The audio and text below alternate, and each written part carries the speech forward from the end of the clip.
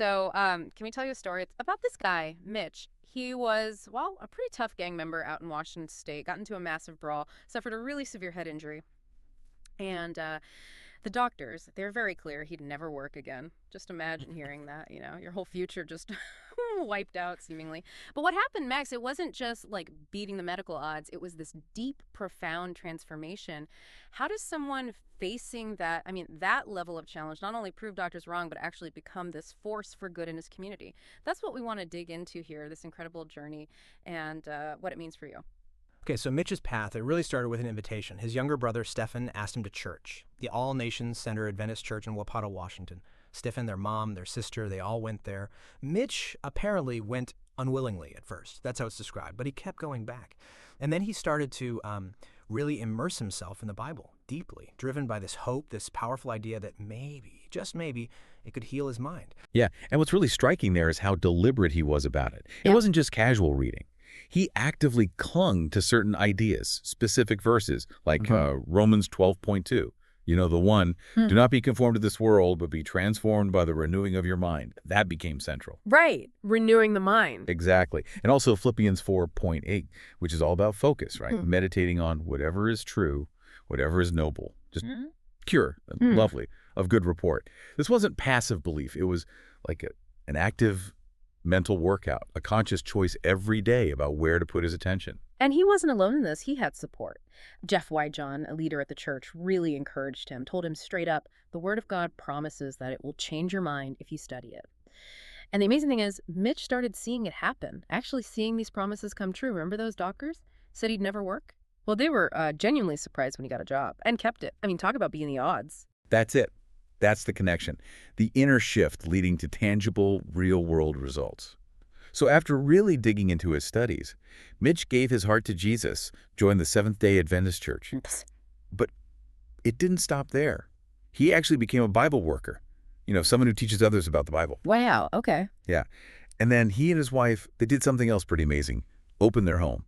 Took in young people who needed a stable place to stay. Really? Mm-hmm.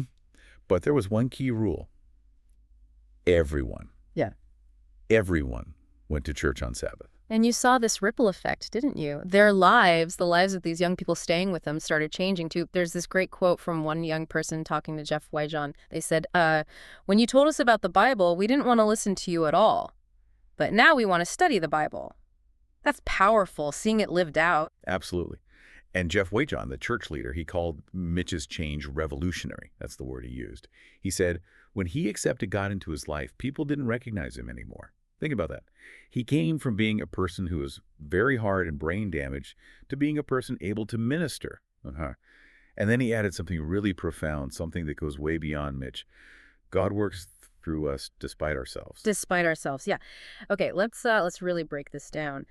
How did focusing his mind like that on those specific principles from Romans and Philippians, how did that lead to such concrete things, like not just feeling better, but getting a job, keeping it, becoming a leader, impacting kids? It seems almost too simple, right? Just renew your mind. Is there maybe a practical discipline there, something psychological happening too, even if someone isn't coming from that exact spiritual angle? That is such a critical question, because this connection between what happens inside your head and what happens out in the world, it's not just mystical. It touches on things like neuroplasticity, the brain's ability to change, and our ability to consciously choose our thought patterns.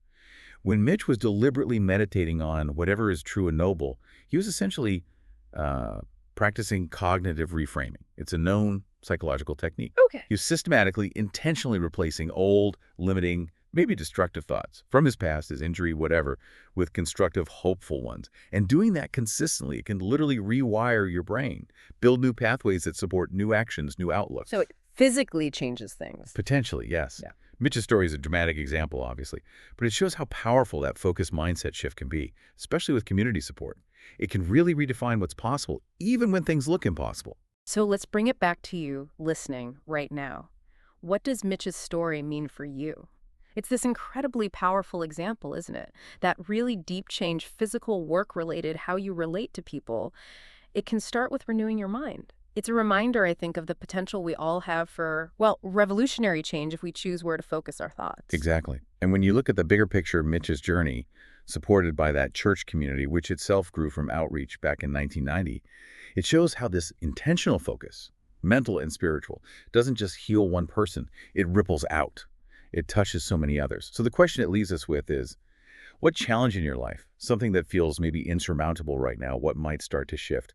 What could become manageable if you started by intentionally renewing your mind, focusing it deliberately on something constructive, something positive? Yeah. What could you unlock? Just by asking that question, what does it truly mean for me to be transformed by the renewing of my mind? Something to think about.